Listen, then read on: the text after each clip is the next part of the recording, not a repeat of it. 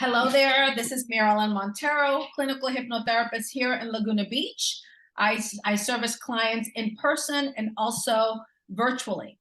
So today I have a client testimonial. Her name is Nixia, and she's going to share her progress. She's still in motion of progress. She found me for her daughter, her stepdaughter, last May. I did some work with her stepdaughter, and now she came to me this September with her real daughter, her biological daughter, and we're doing work with her now, as well as Nixia decided to jump on board and do the hypnosis and hypnotherapy for herself. Now and since she just started in September, we're still in motion to get things moving, but we wanted to share her experiences so far, where she's at, how she feels about hypnotherapy, what it's done for her stepdaughter, what it's doing for her daughter, and also her personal experience jumping on board as well, and what she experienced through hypnotherapy. So thank you, Nixia, for being here. Thank you for taking the time. I know that there's a lot of challenges in your life right now, and so for you to take this time, especially on this chapter of your life when you're in the midst of all the chaos, in the midst of all the challenges, with my deepest gratitude for doing this interview, to tell people, to share with people so far the progress that you've seen with your family, even though there's so much more that needs to be completed. So this is more like in progress, because you just came back September and you just started doing the hypnotherapy yourself. So what I wanted to talk about is your stepdaughter last May. And tell us a little bit about what was happening with your stepdaughter, why you brought her in, and how you found me. I had a friend that had told me about hypnosis because my husband was having problems with his daughter. She was having mental problems. She was having thoughts of suicide, and she was hurting herself. She was cutting her arms. So she was in a mental facility, and then from there we were looking for different options and different methods to see what could help her. And I remember looking up hypnotherapy because she doesn't really communicate. So she's not a talker and she doesn't speak English. So I was looking for someone who was bilingual. Um, she didn't really want to speak to anybody. She just needed to get treated, but she had a hard time trying to. She would think it was like for crazy people. Like, I don't want to go talk to somebody. So I thought maybe hypnotherapy could work for her because she didn't have to like speak if she didn't want to, and she could kind of just go to sleep and go into a different mindset and get help that way. And at first, she was very in denial that it was helping her. She was very still. It took a while. It took a couple of sessions for her to start opening up and for her to start actually seeing that it was making her feel better. And then it was to the case where she was asking us to go to her sessions, and that she actually wanted to keep going to therapy. So at first she didn't want to do any type of therapy. She didn't want any type of assistance, even though she really needed it. So I feel that she has gotten better. She's definitely not 100%, but she is in a way better space than she was last year when she first started. That's exactly right, and this was a very critical period. It's a serious situation. We're dealing with someone with suicidal, tendencies, and having her hurt herself and harm herself or try to harm herself. So it's a pretty big situation that we were working with. And I know that when you first brought her in, she didn't know that she was coming here. So there was that, that upsetness. She was very upset. Yeah. Remember, you guys had to bring her in and not tell her because she needed the therapy. And so she was a little bit upset with that. So Yeah. we had a lot of resistance at the very beginning. But then she did warm up, opened up, started talking, and we got her to a place where she was comfortable enough to at least talk to her mother about some of the trauma that she actually experienced that was creating a lot of that internal emotional pain that she was carrying, which end result was, why she was trying to think about suicide and cutting herself. But the trauma that she was carrying, she did open up eventually to her mother, because I remember you told me this story. Yeah. That the therapy helped her to get to at least that place where she felt comfortable. And since then, I believe the healing actually completed. She no longer has suicidal tendencies. Thoughts, no. And she doesn't cut herself anymore or hurt herself. Yeah. So I believe that the trauma has been cleared, and you brought her back. She took some time, and you guys gave her some healing time by sending her to where her mother lives in a different country, Yeah. to heal the wounds and bond with her mother. Because she's moved into a new country, she doesn't speak the language, so there's a lot of other challenges behind the scenes that are also involved. And she's still challenged with the English and learning the language and being able to learn in class and in school. But we're moving through that because now she's here in therapy and working through all that. So she's done quite well. Now tell us about your, that was May of last year for your stepdaughter, and she's healed through her traumas and still has some work to be done that we're working on now. And now tell us about your daughter and what happened.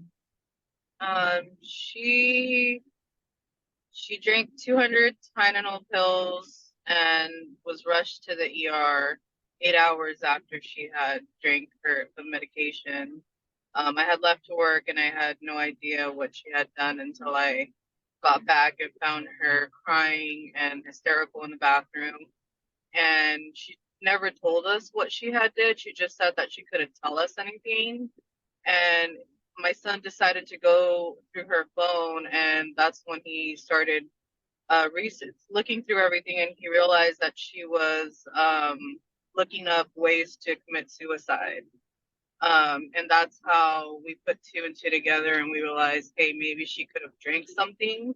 She could have did something, because she just kept saying she was scared and she didn't feel well, but she wouldn't tell us what she had did or why she was that way.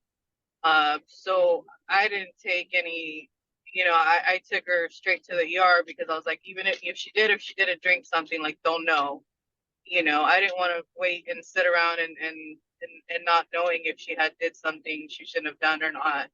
And I just saw her very scared, and it was just very weird.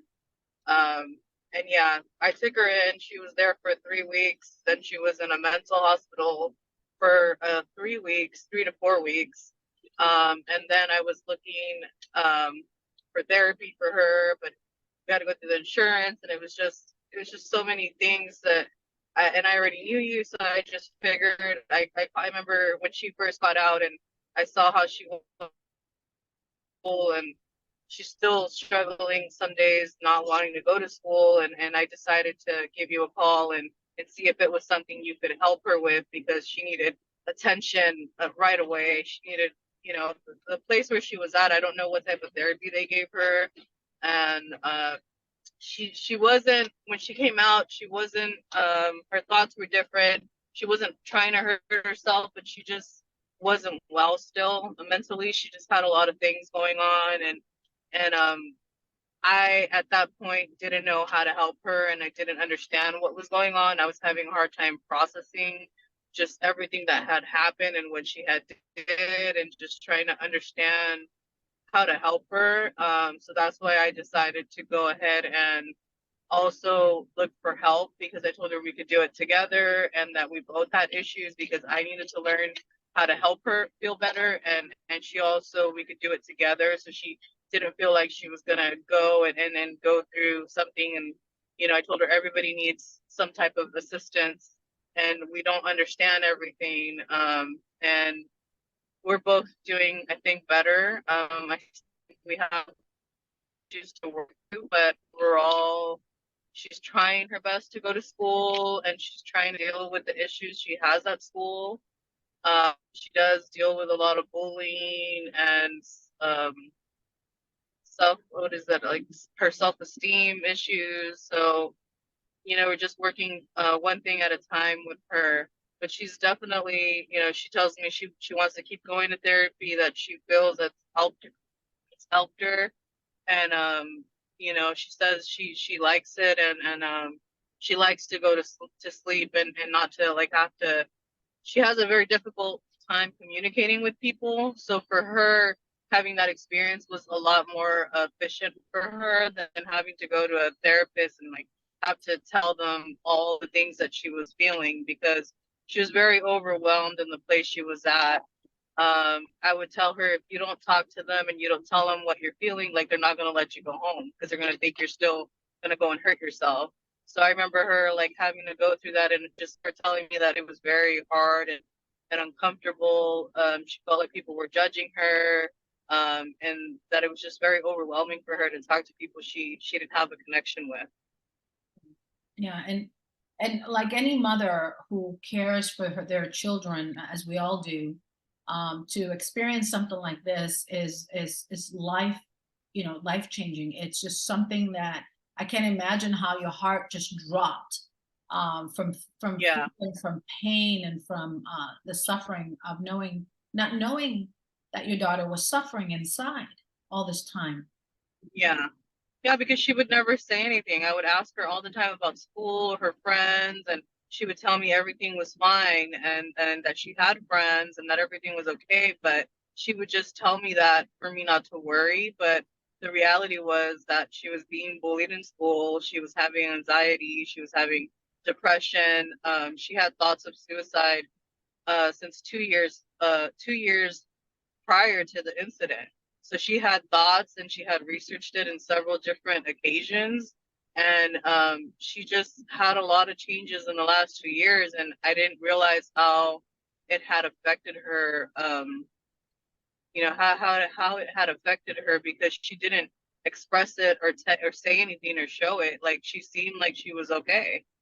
So when she did that, it was, to me, it was like, what just happened? Like I couldn't believe it. It was just so out of like surprise, and just I didn't understand, because she's not a child who gets, she has a good home, she has a loving parent, she's not, she has everything she needs. So I didn't understand why she would go and hurt herself, or why, like how, I didn't understand why she felt like her life was so bad that she had to go and do something like that.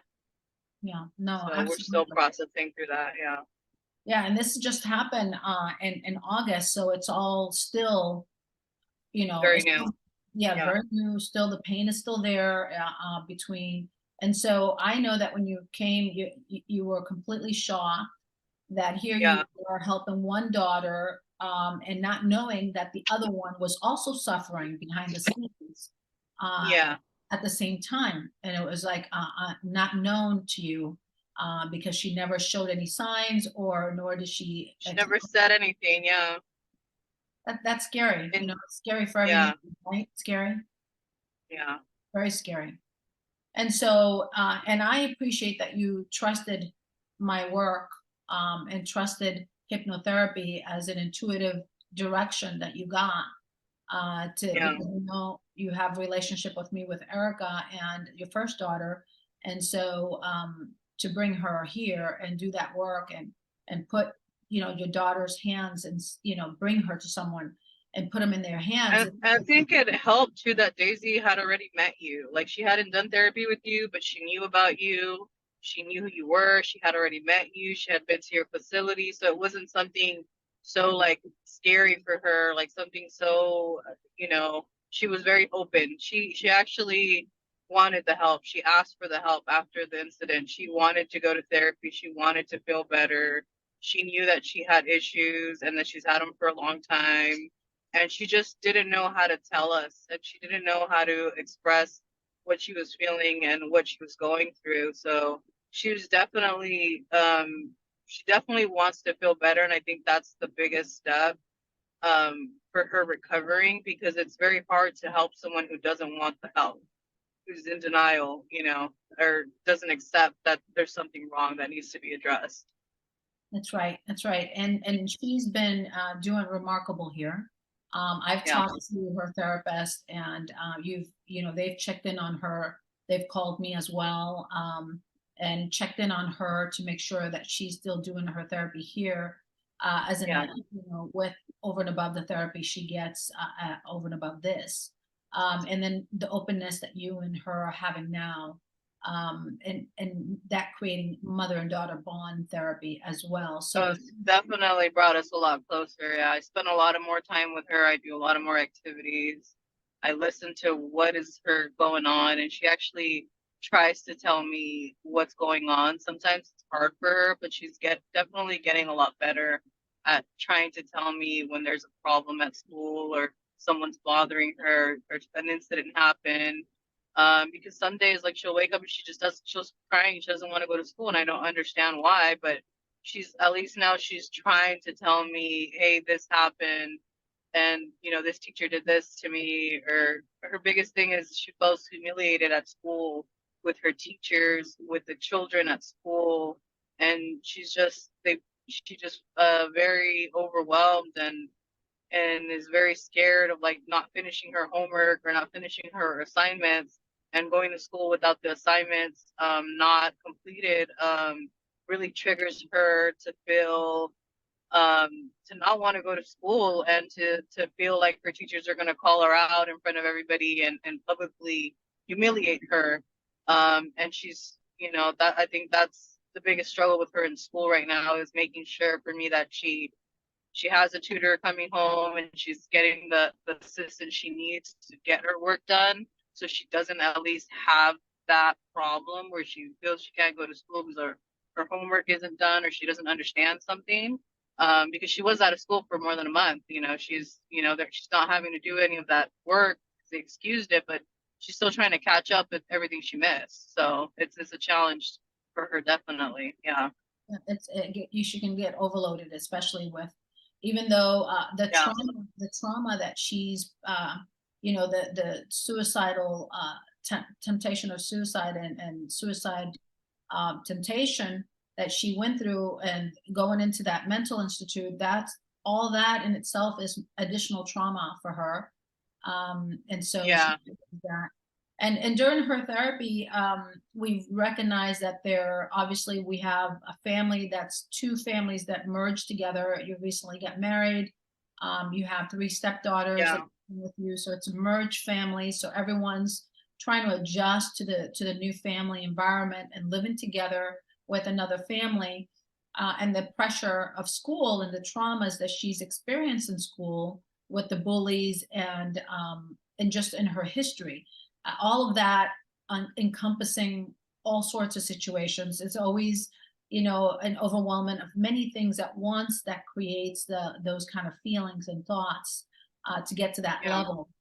level, and so we know that there's layers and layers of challenges, and we're still working through all the traumas from her last school, and now she's in a new school, but there's still memories of traumas within the school, and clearing those.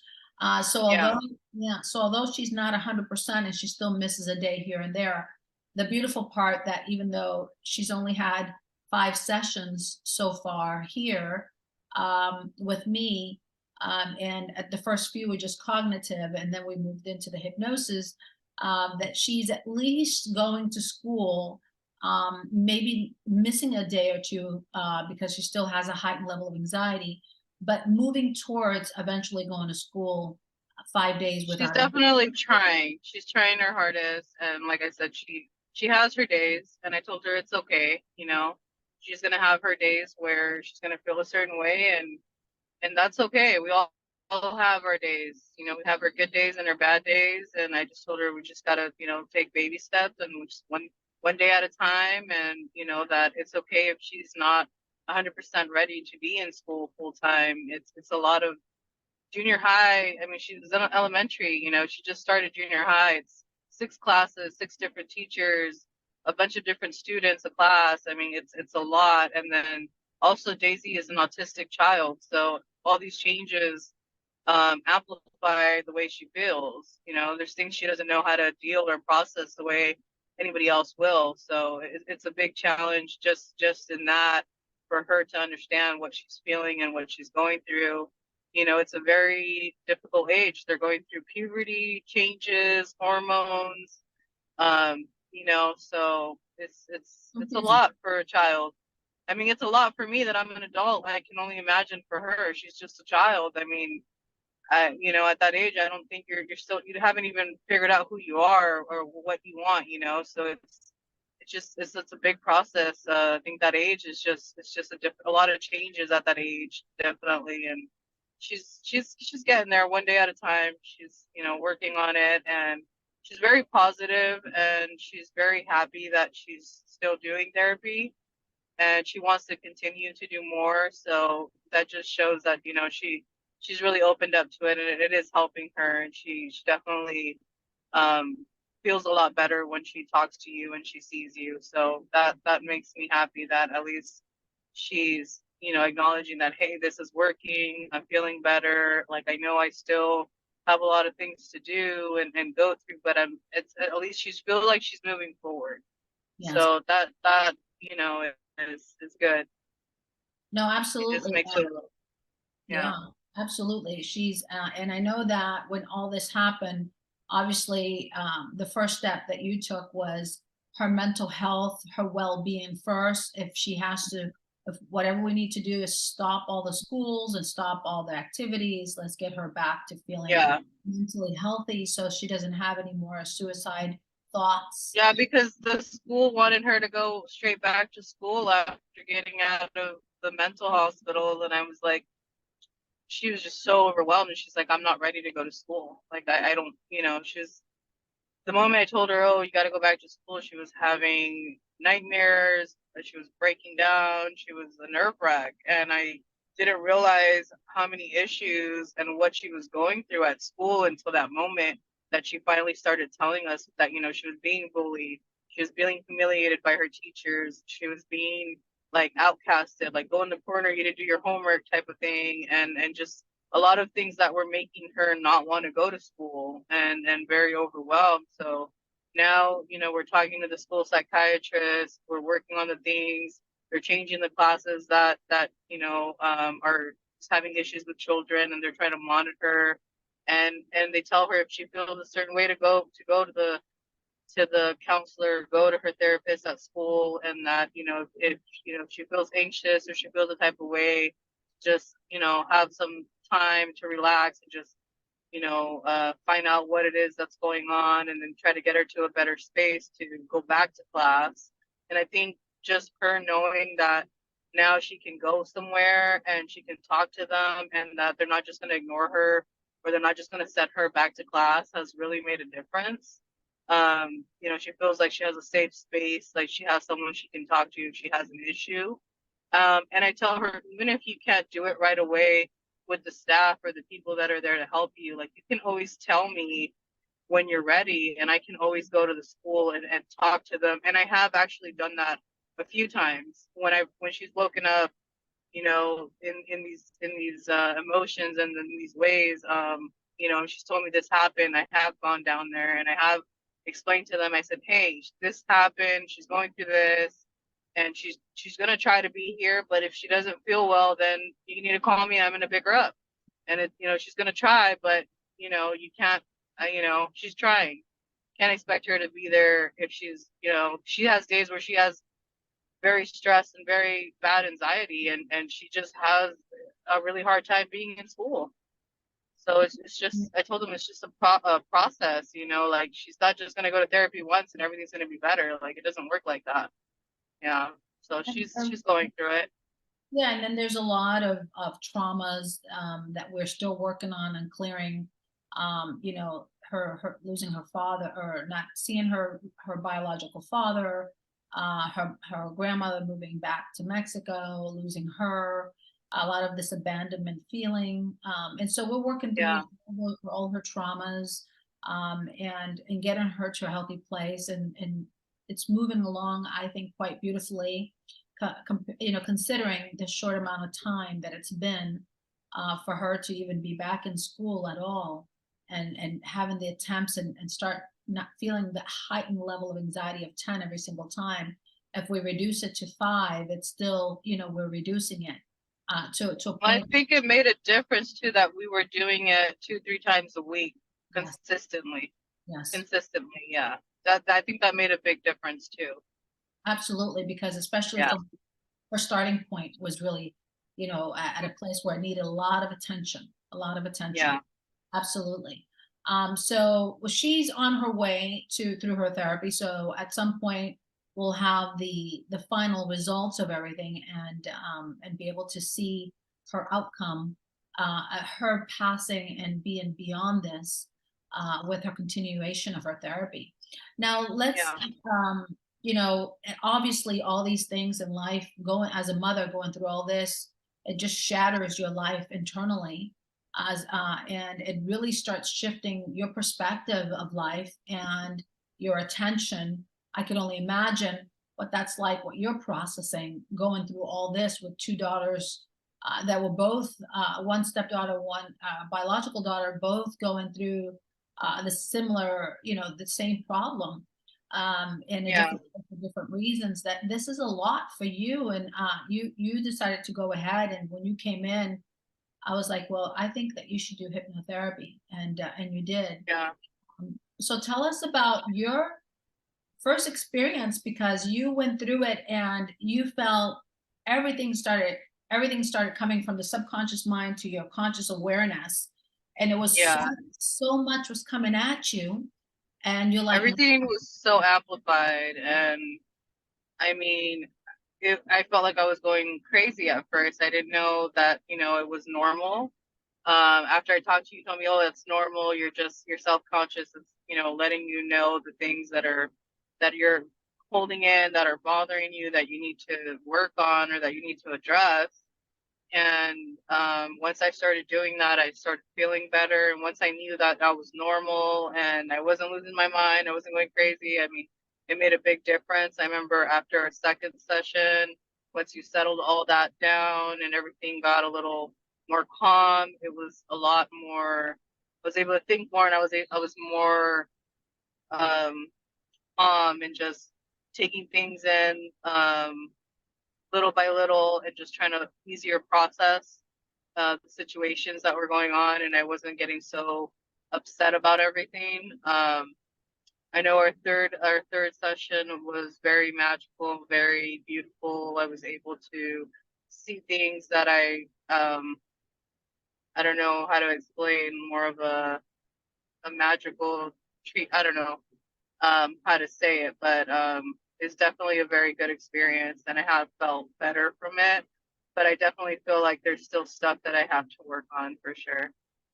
yeah. So when a little bit about that magical experience. So when you first started going into the hypnosis, things were coming at you in that inner world that were vague, and maybe it came from a recall of a memory, but it wasn't as crispy clear. But then on the third session, you shared that everything was vivid, and Yeah, you had uh, people and places were showing up for you that you've never been to or experienced, and your whole subconscious mind took you to a beautiful dream state of healing and yeah, talk about that because that's like going into another world of dream of something that yeah, your subconscious mind was using to clear and help you get back to balance, and to bring the right things to awareness as well as healing anything internally that needed to be healed at the subconscious level.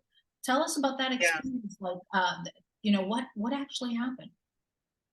I just remember being in a forest and being in a cabin, and I remember a gentleman coming. I think he was maybe my grandfather or an ancestor, just telling me that I needed to take things at a time, that I needed to heal, and that I needed to start healing. I needed to detox.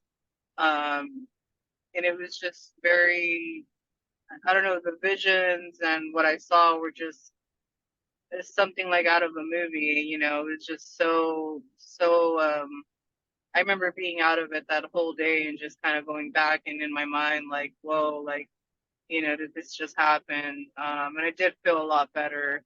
And I did have dreams after and had like visions of like what I had saw there when I was in that space. And it was just something very beautiful to experience, very calming and very, um, I don't know, spiritual Absolutely. Yeah. experience.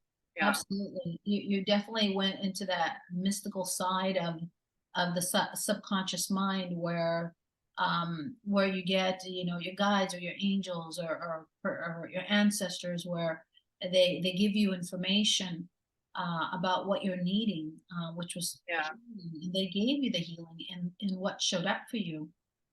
yeah, And it's really interesting because from what I recall, it was memories of a place that probably doesn't look safe, but you felt safe.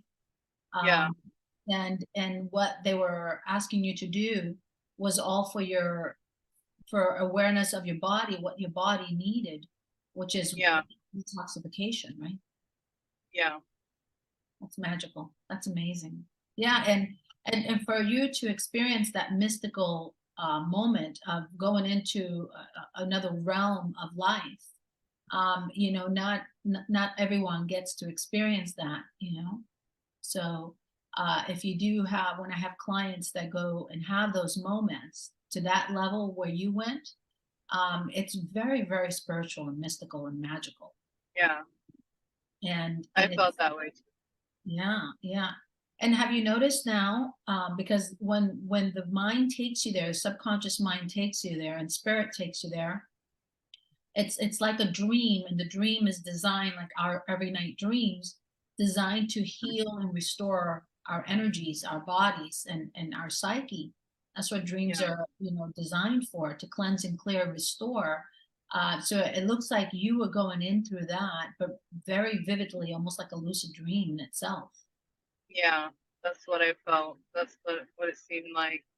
Everything was so live and colors and everything were so vibrant, and you could, I don't know, it felt like you were awake and you were actually seeing these things that you were not, you know. So yeah, it's for me it's something new. Definitely it's crazy what the mind can, you know, what you can do with your mind. And you know, people tell you your mind is very strong. If you tell yourself you're sick, then you're gonna get sick. If you tell yourself you're gonna get better, then you know, you're most likely gonna feel better over time. So it's very powerful what the mind can do. Yeah, and then the fact that the first two sessions, although very impactful, but different, the first two sessions Yeah, were impactful in a different way. And since I had asked, you know, I usually ask, how was that inner world? And for you to go from vaguely seeing things and sensing things to this enormous amount of vision with clarity and color and yeah, detail yeah, of a place you've never been. I mean, that's really mystical and magical. yeah, it is. Yeah, I remember the first session, like I remember I kept hearing like your voice like kept tuning in my head, and I remember like seeing certain things. Like I remember walking down some stairs and opening the door and like seeing the different color doors, and I remember like in and out of like in and out stuff, you know. Not everything, but I just remember certain like certain things when I was under that just kept coming back into my mind and my thoughts. Yeah, Yeah. So that you fall deep into theta, and the goal is to bring the mind to a deep state of theta before sleep, and tap into sleep world, but not be unconscious, and so that you can remember.